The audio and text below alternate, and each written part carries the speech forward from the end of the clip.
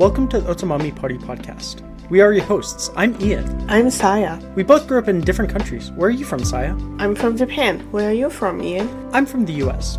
In this podcast, we'll discuss fun little interesting things about vastly different cultures, daily lives living in different cities, and other fun, interesting topics. During our time together, we invite you to grab some otsumami or finger food of your own and join us for a fun, cozy time.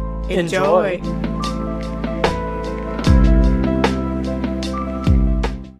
Good afternoon, Saya. How are you? Good afternoon, Ian. I am good. I am getting a little sleepy, but I'm okay. That's good. Are you sleepy from the brunch? Yes, it was great. I had waffle with blueberries on top and scalapple and 2 eggs, which was over easy.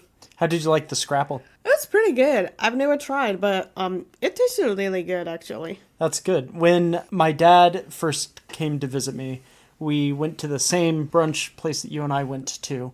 Nice. And he ordered scrapple, and he asked the waitress if it had brains in it. Because his, I think, grandma said that it had brains in it. And I think the idea of scrapple is that you just like put everything together and blend it and make it like one patty. I see. Kind of like a way of like not wasting things. But I mean, I could be wrong. I don't know the history of scrapple. I don't know either, but it tasted good anyway. Yeah, I like scrapple. I didn't have scrapple. I had the same thing you had, except for the meat I had sausage. Right. And you also have something different other than waffle. Yeah, so you had waffle with blueberries. I had 3 pancakes with chocolate chips on it. And because of that, we are sleepy. There's no way that you can eat any of that. Rather, there's no way that you can eat American breakfast food and immediately not sleep for 17 million hours, right? That's so true. Yeah. Well, do we have any otsumami today? Well, I brought some Japanese snacks that I got from, my package from Japan, which is, I think, like, if any Japanese people are listening to this, everybody would know, but it is kappa ebisen and happy tan. What does that mean? Well, kappa ebisen means, so do you know kappa? It's a yokai, like a Japanese like folk monster. Oh, folk monster. Okay. Yeah. So, but I don't think they are harmful, but they are often like seen in river. Oh, interesting. And I think it actually has a picture here or like drawings of this guy. Oh, that's cool. What? Why is it called that? I actually don't know, but it's so the kappa is like a green folk monster which lives in river, loves cucumber. But the kappa ebisen doesn't do anything with cucumber, I think. But ebisen is like a little snack. I see. With shrimp flavors. Oh, that's very cool. It kind of looks like those shrimp fries. Might be, yeah, in a way. But it's more like a snacks. Almost like a chips. Nice. So we'll be munching on that. Yep. And a happy tan is another snack that is... many Japanese likes. I actually don't know what it is, but it's another like chip kind of things, and it has like a white magical powder, which doesn't do anything with like illegal or drugs, but like it tasted so good. So everybody said it's like a magical powder. Whoa. Which sounds like, iffy, but it's literally like really good. Yeah, but it's really good. Right. So I'm really excited for you to try. Oh, nice. Yeah, I'm very excited to try it myself. Yeah. So, how was your day? So I flew in really early in the morning, which is 5 a.m. So I had to leave my house like around 3:30 to get to the airport like early enough. And I succeeded, but I didn't sleep at all because I was so afraid to miss my flight or my lift to get to the airport. So, yeah, I didn't sleep and I slept pretty well in the plane. So I'm okay, but physically I'm a little tired, I think. But I'm having a good time. How was your day? My day's been pretty good. We woke up late and went to go get brunch, and we walked around a little bit, drove around a little bit. It's been nice not to have to teach today. Right. Because yesterday I had a couple of students, and getting to work, that's a 40-minute to an hour, over an hour, depending on traffic. Right. Because of rush hour. Yeah. Most people want their private lesson to be after school, so that's usually around 5 o'clock or so. And getting out of Philly, it's rough. So I am happy to not teach today. And yesterday I taught a little bit, but that was a lot of fun because a lot of those students I haven't seen for a couple weeks. Oh. So that was very nice. So now is the start of our summer term. But I have today, tomorrow, the weekend, and Monday off. Nice. Yay. So I'm very excited to go to DC and enjoy some time there. Sounds good. Sounds good. Do you have a word to teach me? Yes, I do. All right, let's go to the word of the day.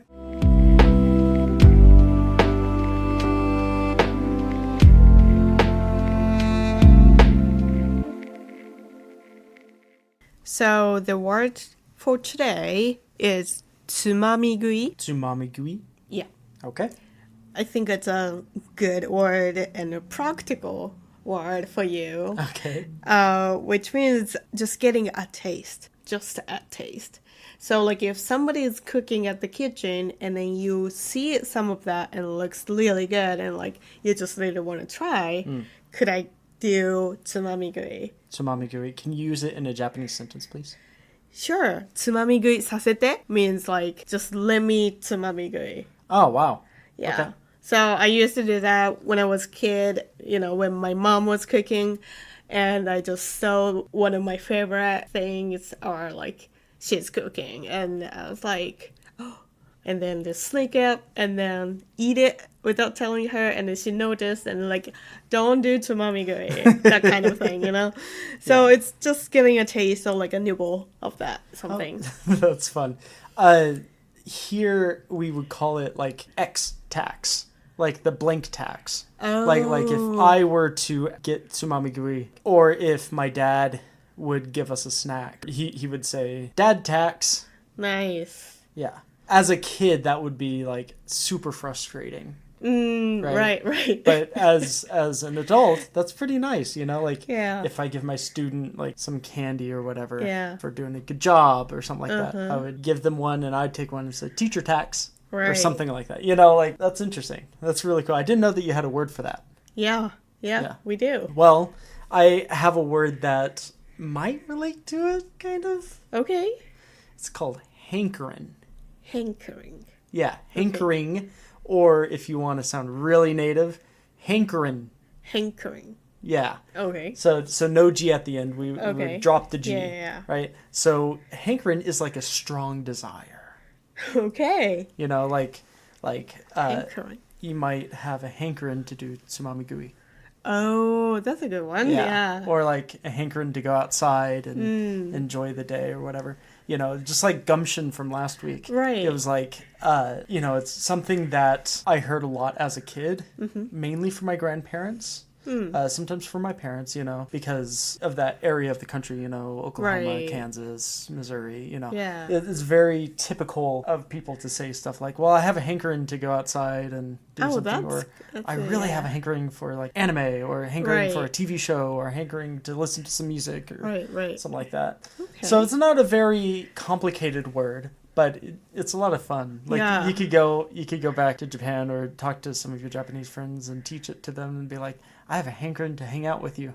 Or something like that. Just kind of be fun with it. That's cool. Well, thank you so much for teaching me your word. Thank you for teaching me a word. And let's go on to the topic for today.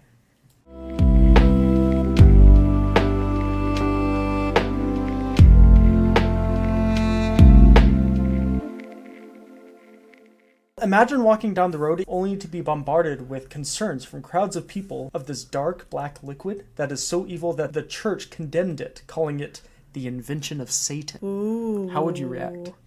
I would be like, what is that about? Right. So would you walk away or would you go check it out? I it just go away? Cause Yeah, just leave it alone, right? It's kind of scary, right? Yeah, and it's black, and then like I just don't know what it is. Right. I was like, ugh. Right. So this is exactly what happened in Venice once the very same black liquid from the Arabian Peninsula spread across Europe. Okay. It became so controversial that Pope Clement VIII intervened. He approached this black liquid and was told to drink it, and he loved it. Yeah, that's right, folks. I'm talking about the beloved beverage that billions of people enjoy today. Coffee! Oh, of course it is. Of course. You love coffee, I Ian. love coffee. In Of course fact, you were talking about it. And you were sipping it. yeah, I'm drinking it right now. Legend has it that around 800 AD, a goat herder from the Ethiopian plateau by the name of Kaldi first discovered coffee when his goats ate the berries from a certain coffea tree and became so energetic that they could not sleep once nightfall came. Once brought to the local monastery, a drink was produced with these berries that allowed them to stay alert through the long hours of evening prayer. The knowledge of this energy-producing drink spread to the Arabian Peninsula, then to Europe by the early 17th century, beginning its journey across the world. So imagine this mysterious dark liquid coming to Europe, and people started drinking it and realizing that it's giving you energy. Right. What do you think happened after that? I don't know. Like, many people try to get those and, like, everybody go high, kind of. Yeah, that's exactly what happened. It became a hit. By the mid-17th century, coffee houses quickly spread throughout the continent and became centers of social activity. These things called penny universities also became popular, named so due to the fact that one could purchase a cup of coffee for a penny and engage in conversations of philosophy, education, and other mind-expanding topics. Can you imagine going to Starbucks and getting a venti dirty chai latte for a penny? Well, up until this point, beer and wine held the trophy for the breakfast drinks of choice. Did you say breakfast? Yeah, breakfast, right? Okay, I heard. Right, I felt like I heard it wrong. 5 o'clock somewhere, right? Yeah, that's true. When coffee eventually dethroned these alcoholic drinks, people reported starting the day alert and energized. Imagine that! And it improved their work output. Imagine how like hard it was to work after drinking beer and wine for breakfast. That's true. Oh yeah. Yeah. At this point, there were over 300 coffee houses in London, attracting many patrons, such as merchants, artists, brokers, etc. Coffee houses became the seed from which many businesses grew, such as the Lloyd's of London Insurance and Reinsurance Market, which is located in London, which grew from the Edward Lloyd's Coffee House. So there are apparently many of that around the world. Right. Especially in like older cities.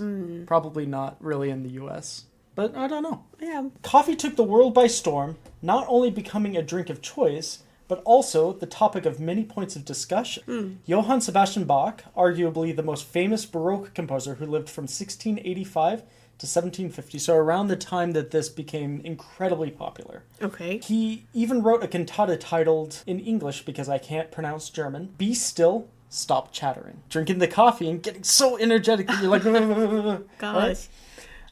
So this cantata is more commonly known as the coffee cantata. Oh. Although classified as a secular cantata, secular meaning worldly or non-religious, it is really a miniature comic opera that tells of an addiction to coffee. Oh my goodness. The libretto, or the lyrics of the opera, was written by Christian Friedrich Henrici, also known as Picander, and features lines like, "If I couldn't 3 times a day be allowed to drink my little cup of coffee, in anguish I will turn into a shriveled up goat."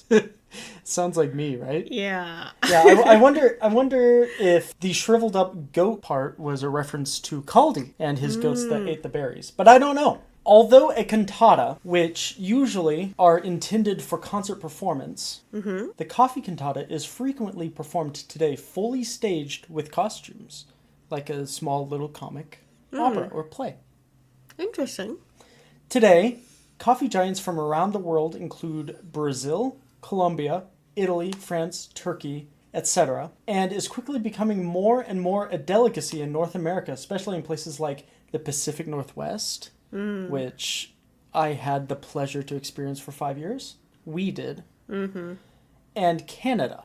It has become a recreational activity for many people on the quest to make the perfect cup of coffee. Nice. So what do you think? It was very interesting, but I actually knew the story about the Kaldi. Oh, Do you know did you why? really? Why? There's a big store in Japan called the Kaldi, which is famous for coffee. Oh, what? But yeah, it's famous for coffee, but like they have like a different kinds of stuff, like exotic stuff, like mostly like American or like European snacks or pasta. There's all different kinds of things. Like obviously there's some stuff from Japan as well, but if you are thinking of something a little like a foreign exotic stuff, like a sauce or seasonings, Okay. you would go to Kaldi. Oh, interesting. And in the Kaldi, well, all of Japanese listeners may know, but Kaldi has like a really cute wall drawings that was applied for their paperbacks as well. But and they had like a stories that Kaldi, and then like talking about the goat story and then how they find a coffee or coffea tree that you said. Yeah. So, like, yeah, and that's just featuring their coffee. And yeah, I didn't know the boy or the guy who found the coffee tree was named Kaldi. I wonder if the people who created it knew that it came from, like, the Ethiopian plateau. Right. Like, Maybe, so far away, yeah. so old, so, you know, because I know it's just a legend. Right. You know, I guess it was written down somewhere and not... Or maybe just like told through the ages or something like that. Yeah. Well, I didn't know a lot of this. I knew that it was popular back in, you know, the 1700s in Europe and in London. And, you know, I knew that people drank it and raved about it. Like, coffee has never been a boring topic for people who drank it. Oh, yeah, of course. You know, I almost exclusively drink it, you know, and now you can't go 10 feet in any city without running into a Starbucks or a Dunkin'. Right. Or, you know, and I find it really interesting how coffee has simultaneously become this everyday drink that is served everywhere, like Dunkin' or Starbucks, or even in brunch spots like the cafe that we went to, but also a thing of recreation and class and quality, you know. So there's this really interesting comparison between like everyday coffee that you get at Dunkin' versus really fine craft coffee. Right. You know, and so the reason why I wanted to talk about this today was because I came across something on TikTok where somebody was talking about their coffee business. And I would like someday to get people like this person on to interview, because I find it really interesting, like why they chose to go into coffee. Or why are they so obsessed with coffee? You know, not because it's one thing to drink it. It's another thing to make it your whole life. So yeah, I found this research really interesting. Yeah, it was really interesting. And yeah, so I want to leave it there and I'll have a sip of my coffee. Sounds good. So I researched on something as well. Okay. I'm not going to say that right now. So you got to guess what I'm talking. Sounds good. Cool. After this vegetable is introduced to Europe by Spanish, it spread through the continent. Although it didn't grow well in some areas, after several decades of tweaking and cultivation, it began to catch on. Okay. This food, which uses this vegetable, is often said invented in France or Belgium, even though it's not like entirely clear about the history of the origin. Yeah. Right. It is believed that, well, this is one theory, but it is believed that Belgium began to eat this food in this style late 17th and early 18th century. Legend has it that the poor villager of Muse relied on the diet of fish caught in local river, which then would fry before eating. Okay. When the river would freeze over each winter and fishing was not to be had, the vegetable became a stand-in for the fish, and the earliest iteration of this food was born. Okay. Okay, so anyway, the theory is either Belgium or French is the origin of this food. Okay. Can you guess what the vegetable or what this food is? I do know that there is one popular food like that. Mm-hmm. Okay, yeah, it is very popular food. Can you give me another hint? Sure. So in the U.S., this food is introduced by Thomas Jefferson. He requested this food in the White House at a White House meal and saying like, serve this food in French manner. French manner, huh? That's a big hint, the French manner. French. It's not French fries, is it? It is French fries. So it was a whole history or origin of the French fries. Oh, okay. Cool. Yeah. So the vegetable you're talking about is potatoes. Yes, it is. Oh, that's cool. Yeah, so even though it's called French, maybe it's originated in Belgium. Oh, interesting. I know that there's also like poutine in Canada. It's like big in Canada. It's like fries with gravy and some cheese I didn't know that. on top. Huh. Yeah. But did you know that McDonald's used to serve waffle fries Oh, I didn't know in that. Canada? Oh, only in Canada, not in the U.S. No. Oh, that's only cool. in Canada. Yeah. That's cool. I love waffle fries so much. I know. I also like sweet potato fries. Oh yeah, me too. Yeah. That's my potato of choice. Right. That right. or tater tots, That's which true. originated in Oregon, Right. where we both did some schooling. Right. That's true. Well, and Belgium consumed the most French fries of any of European countries. Oh, Yep. So it might be originated in Belgium. so we should call it Belgian fries. Maybe, yeah. Well, I also saw there's a Belgian fried style. Oh, really? What's the difference? I'm not sure. I couldn't find it well, but it says like they have like original Belgian recipe and it make it more crispier and like tastier. Maybe like they have like different kinds of potatoes. Oh, that's really interesting. Yeah. Did you also know 7% of the potato that is grown in the US has the same fate? Same fate? Yeah, they end up in the McDonald's French fries. Yeah. McDonald's French fries. Yeah. Not just French fries. Just, No, it says McDonald's. oh my gosh. I know. And that's in the US and not around the world. No, it's in the US. Okay. Because I do know that like places like London has McDonald's. And like Japan does. Right. You know. Yeah, it's and all over the place. It's all over the world. So why is it just really concentrated in the US, I guess? Maybe. And also like the potato are from like in the US in this statistic.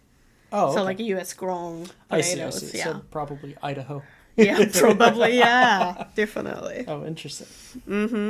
And also I found some, other fun fact, which is French fry used to be a verb. So like they used to call like a potatoes, French fried potatoes. And like they used to say French fried onion, which became onion rings nowadays. Okay. And French fried chicken, which is fried chicken. Oh. Like it sounds so stupid right now, but like French fried as a verb meaning like a deep fry.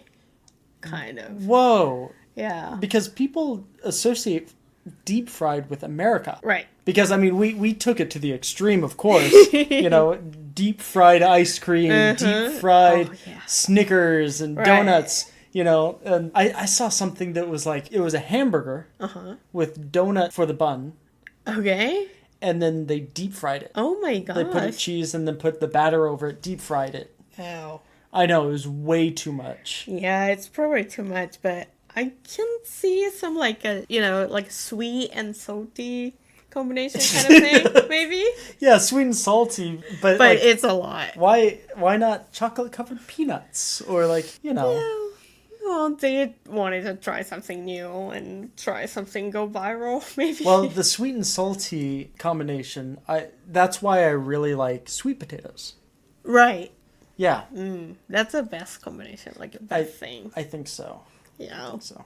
Another fun fact is National French Fry Day is coming. Oh, when is it? It's July 12th. July 12th. It's Friday, so Friday as well. So I should go get some French fries. Mm-hmm. I wonder if, because you said that French fry used to be a verb, like to French fry something. Right. I wonder if they did the same thing with Belgian fry. Oh, maybe. That's something to look up. Yeah, definitely. Okay. Well, if you are living in the US, you can get medium fries order in McDonald's for free on the National Friday. And if you were living in the Southwest area, you could also go to Whataburger and get a free medium fries on the July 12th. No way. It is. Oh, that's so cool. Are you going to do that? I probably do. Yeah, Yeah. Me too. I wonder if there are more places that do that. Because I have not heard of National French Fry Day. Well, I have a feeling that every day must be National Something Day. I am a little craving for French fries now. Yeah, well, should we go do that? Maybe. Well, then in that case, thank you for listening. Thank you for listening. And don't forget to tune in next week for another fun topic. Bye.